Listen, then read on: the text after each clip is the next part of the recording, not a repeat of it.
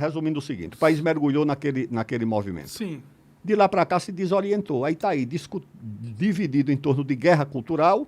Um presidente vai para a ONU para falar mal do outro. O tratado de problema interno na ONU fala para o mundo. O que é que o Brasil tem a dizer ao mundo? Ninguém está interessado na ONU, pelo menos, em saber como é que está a disputa eleitoral no Brasil. Tá certo? O outro agora, candidato, deu uma declaração dizendo que as resoluções do Conselho de Segurança da ONU sobre o clima não precisam passar pelo Parlamento Nacional, pelo Estado Nacional. Ou seja, na prática, a governabilidade sobre o clima passa para o Conselho de Segurança da ONU.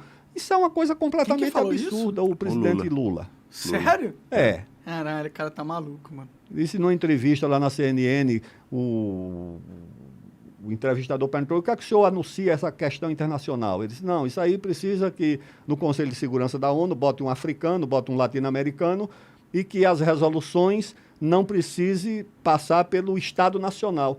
Ou seja, o que o Conselho de Segurança decidir sobre a Amazônia está valendo. Nem o governo federal, nem o Congresso e nem o Supremo. Não, pessoal, isso é uma coisa completamente desorientada. O Lula virou um completo globalista, então? Vamos ser sinceros, o Lula é um puta fantoche, vai. Vamos ser sinceros. Ô, Monark, o problema que eu vejo... Ele tem problema até os fim do último fio de cabelo dele. E ele é refém do STF, faz o que quiser. Mas peraí, cara, eu acho o seguinte, eu não coloco a coisa como o Lula ou o Bolsonaro. Eu acho que o que falta no Brasil... Porque não é só a questão do presidente. Você coloca o presidente da República lá. Você pode colocar o presidente mais nacionalista do mundo.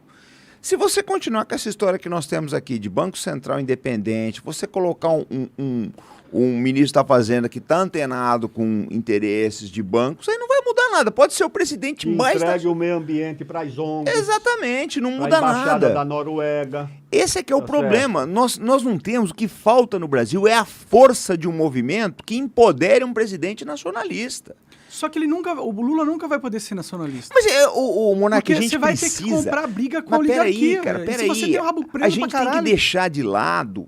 Vocês têm que olhar uma coisa, gente. Principalmente você, que é o mais jovem aqui. Lula e Bolsonaro vão passar.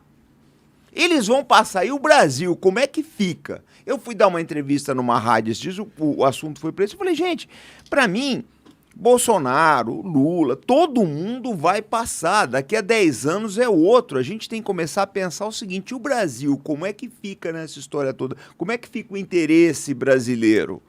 Né? Como é que fica investimento? Como é que fica essa geração que está por aí? Eu acho que não tem projeto de país, tem projeto de poder. Exatamente. Tá, o projeto é ficar mais 4 anos. Sim. Ou ganhar 4 anos.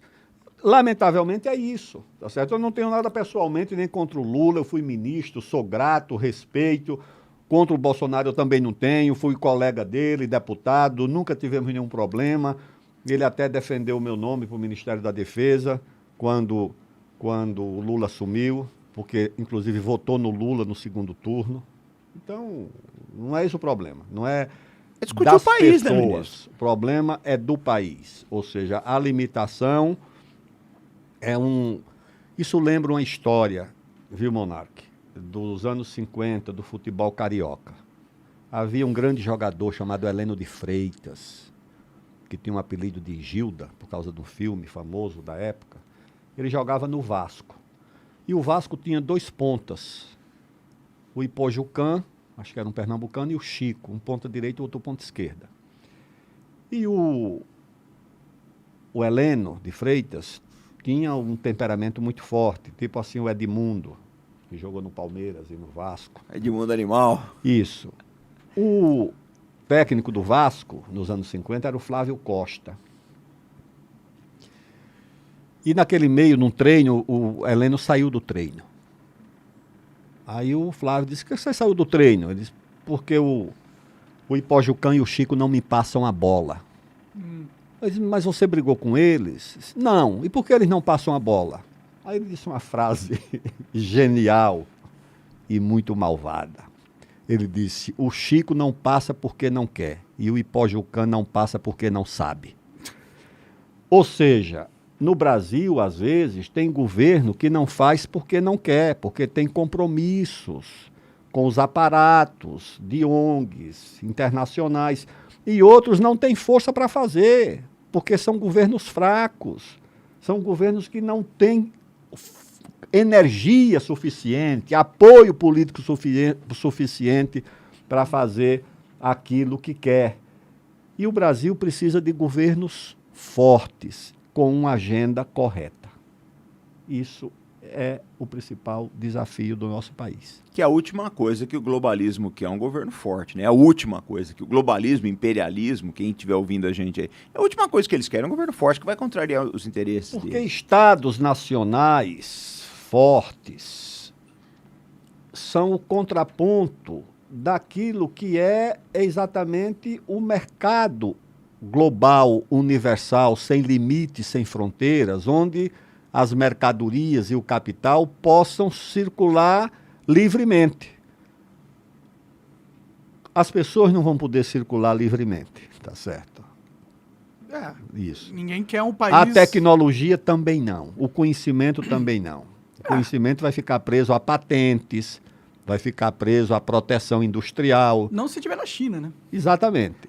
Ali não tem proteção nenhuma. Agora, você quer a liberdade só para o capital e para a mercadoria. Para os indivíduos e para o conhecimento, a tecnologia, isso tudo não tem. Aliás, essa guerra dos Estados Unidos com a China, antes de ser uma guerra comercial, antes de ser uma disputa geopolítica, antes de ser a questão de Taiwan, é a questão da tecnologia, do conhecimento, tá certo? Quem vai ter autonomia para fazer os seus próprios chips, quem vai dominar a microeletrônica do futuro, essa é que é a questão de fundo. Você acaba de assistir um corte do Monarch Talks, agradeço demais, mas se você quiser ver o vídeo na íntegra e acompanhar ao vivo todas as transmissões, você tem que ir lá no rumble.com/monarch para não perder nada. Segue a gente lá.